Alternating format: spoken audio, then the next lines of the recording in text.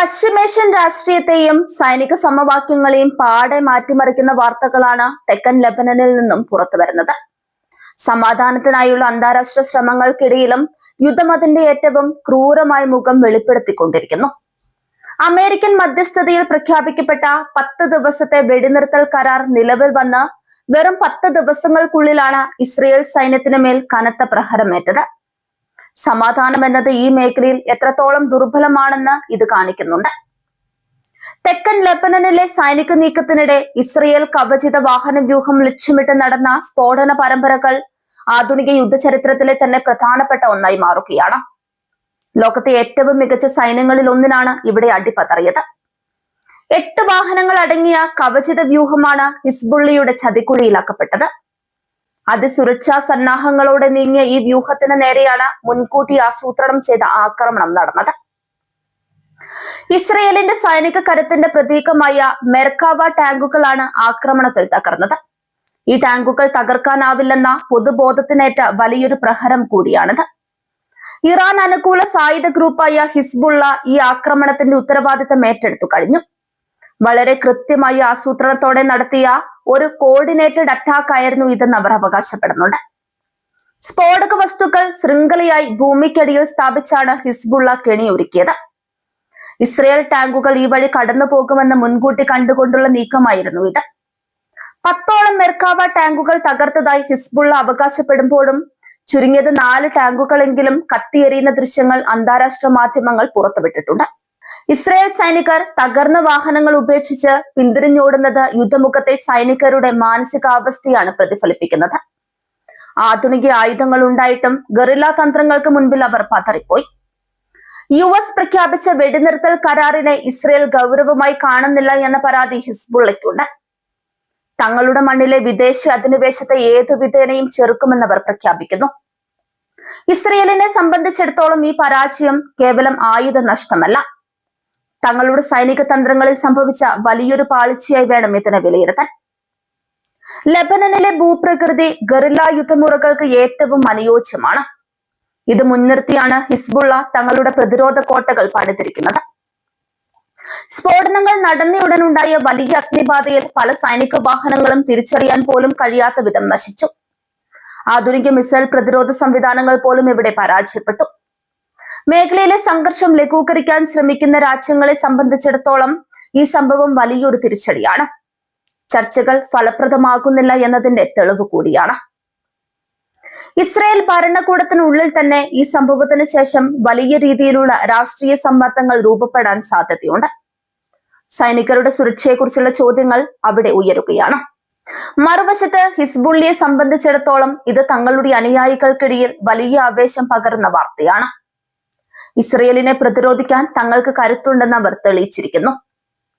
Iran ഈ സാഹചര്യത്തെ സൂക്ഷ്മമായി നിരീക്ഷിച്ചു വരികയാണ്. ഹിസ്ബുള്ളയ്ക്ക് നൽകുന്ന സൈനികവും തന്ത്രപരവുമായ പിന്തുണ ഇറാൻ വർദ്ധിപ്പിച്ചേക്കാമെന്നും റിപ്പോർട്ടുകളുണ്ട്. തെക്കൻ ലെബനനിലെ ഗ്രാമങ്ങൾ ഓരോന്നും ഇപ്പോൾ യുദ്ധക്കളങ്ങളാണ്. സാധാരണ ജനങ്ങൾ വീടുകൾ ഉപേക്ഷിച്ച് പലായനം ചെയ്തുകൊണ്ടിരിക്കുന്നു.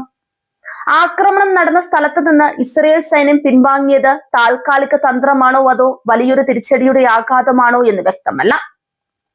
മേഖലയിലെ സമാധാനത്തിന് തടസ്സമാകുന്നത് ഇത്തരം പ്രകോപനപരമായ ആക്രമണങ്ങളാണെന്ന് ഇസ്രയേൽ ആരോപിക്കുന്നുണ്ട്.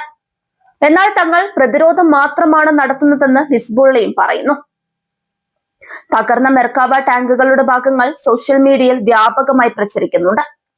ഇതൊരു സൈനിക പ്രചാരണ യുദ്ധമായി കൂടി മാറുകയാണ്. ലെബനൻ അതിർത്തിയിൽ ഇസ്രയേൽ കൂടുതൽ സേനയെ വിന്യസിക്കാൻ ഒരുങ്ങുന്നതായാണ് സൂചന. പരാജയത്തിന് പകരമായി വലിയൊരു തിരിച്ചടി അവർ ലക്ഷ്യമിടുന്നുണ്ടാകാം. അന്താരാഷ്ട്ര റെഡ് ക്രോസ് ഉൾപ്പെടെയുള്ള സംഘടനകൾ യുദ്ധമേഖലയിൽ സഹായം എത്തിക്കാൻ പാടുപെടുകയാണ്. ആക്രമണങ്ങൾ കാരണം ദുരിതാശ്വാസ പ്രവർത്തനങ്ങൾ തടസ്സപ്പെടുന്നു. വെടിനിർത്തൽ പ്രഖ്യാപനം നിലനിൽക്കുന്ന സാഹചര്യത്തിൽ ഇത്തരം ആക്രമണങ്ങൾ നടന്നത് ഐക്യരാഷ്ട്രസഭയെയും പ്രതിസന്ധിയിലാക്കിയിട്ടുണ്ട്. ഇസ്രയേലിന്റെ രഹസ്യാന്വേഷണ വിഭാഗമായ മൊസാദിന് പറ്റിയ വലിയൊരു പിഴവായി ഈ ആംബുഷ് ആക്രമണത്തെ സൈനിക വിദഗ്ധർ വിലയിരുത്തുന്നു. ഹിസ്ബുള്ള സ്ഥാപിച്ച സ്ഫോടക വസ്തുക്കളുടെ ശൃംഖല കണ്ടെത്താൻ ഇസ്രയേലിന്റെ ഡ്രോണുകൾക്കോ സ്കാനിംഗ് സംവിധാനങ്ങൾക്കോ സാധിച്ചില്ല എന്നത് അത്ഭുതകരമാണ്. ഈ ആക്രമണം വരും ദിവസങ്ങളിൽ ലെബനനിലെ വ്യോമാക്രമണങ്ങൾ വർദ്ധിപ്പിക്കാൻ ഇസ്രയേലിനെ പ്രേരിപ്പിച്ചേക്കാം. മിഡിൽ ഈസ്റ്റിലെ മൊത്തം വ്യാപാര സാമ്പത്തിക മേഖലയെ ഈ യുദ്ധ സാഹചര്യം ദോഷകരമായി ബാധിച്ചുകൊണ്ടിരിക്കുകയാണ്. ഇസ്രായേൽ ജനതയും ഈ യുദ്ധം നീണ്ടുപോകുന്നതിൽ അസ്വസ്ഥരാണ്. അതിർത്തി ഗ്രാമങ്ങളിൽ നിന്ന് മാറി താമസിക്കേണ്ടി വന്ന ആയിരക്കണക്കിന് ആളുകൾ അവിടെയുണ്ട്. ഹിസ്ബുള്ളിയുടെ ആയുധപ്പുരകൾ ലക്ഷ്യമിട്ടുള്ള നീക്കങ്ങളാണ് തങ്ങൾ നടത്തുന്നതെന്നാണ് ഇസ്രായേൽ സൈന്യത്തിന്റെ വിശദീകരണം. എന്നാൽ സാധാരണ ജനവാസ കേന്ദ്രങ്ങളിൽ ഇസ്രായേൽ നടത്തുന്ന ബോംബാക്രമണങ്ങൾ വലിയ മനുഷ്യാവകാശ ലംഘനമാണെന്ന് മനുഷ്യാവകാശ സംഘടനകൾ ചൂണ്ടിക്കാട്ടുന്നു. യുദ്ധക്കപ്പലുകളും അത്യാധുനിക വിമാനങ്ങളും ഉണ്ടായതുകൊണ്ട് മാത്രം ഒരു പ്രദേശത്തെ കീഴടക്കാൻ കഴിയില്ലെന്ന് ഈ അനുഭവം ലോകത്തെ പഠിപ്പിക്കുന്നു. സൈനിക വ്യൂഹത്തിനു നേരെയുണ്ടായ സ്ഫോടനം ഇസ്രയേലിന്റെ കവചിത വാഹന നിർമ്മാണ സാങ്കേതിക വിദ്യയെ പോലും ചോദ്യം ചെയ്യുന്നതാണ്. ഹിസ്ബുള്ളിയുടെ ചെയിൻ ഓഫ് എക്സ്പ്ലോസീവ്സ് എന്ന തന്ത്രം ഇസ്രയേലിന്റെ അതിവേഗ നീക്കങ്ങളെ തടസ്സപ്പെടുത്താൻ പര്യാപ്തമായി. ഈ മേഖലയിലെ മറ്റു സായുധ സംഘങ്ങളും ഹിസ്ബുള്ളിയുടെ ഈ തന്ത്രം മാതൃകയാക്കാൻ സാധ്യതയുണ്ട്. ഇത് ഇസ്രയേലിന് വലിയ വെല്ലുവിളിയാക്കും. 10 ദിവസത്തെ വെടിനിർത്തൽ അവസാനിക്കുന്നതോടെ വലിയൊരു യുദ്ധത്തിലേക്ക് ലോകം സാക്ഷ്യം വഹിക്കേണ്ടി വരുമോ എന്ന ഭീതിയിലാണ് എല്ലാവരും. നയതന്ത്ര തലത്തിലുള്ള ചർച്ചകൾ ഒരു വശത്ത് നടക്കുന്നുണ്ടെങ്കിലും സൈനികർക്കിടയിലെ വൈരാഗ്യം വർദ്ധിച്ചു വരികയാണ്. ലെബനൻ സർക്കാരിന് ഈ വിഷയത്തിൽ വലിയ നിയന്ത്രണമില്ലാത്തത് സ്ഥിതിഗതികൾ കൂടുതൽ സങ്കീർണമാക്കുന്നു. ഇവിടെ ആയുധങ്ങളുടെ ശക്തിയേക്കാൾ നിശ്ചയദാർഢ്യവും ഭൂപ്രകൃതിയെക്കുറിച്ചുള്ള അറിവുമാണ് യുദ്ധത്തിൽ നിർണായകമെന്ന് ഈ സംഭവം തെളിയിക്കുകയാണ്. ലോകം ഈ സാഹചര്യത്തെ ഉറ്റുനോക്കുമ്പോൾ വരും ദിവസങ്ങളിൽ തെക്കൻ ലെബനനിലെ ഓരോ മണ്ണും കൂടുതൽ സംഘർഷഭരിതമാകാനാണ് സാധ്യത കാണുന്നത്. സമാധാനം എന്നത് ഇപ്പോഴും ഈ മേഖലയിൽ ഒരു വിദൂര സ്വപ്നമായി തുടരുന്നു.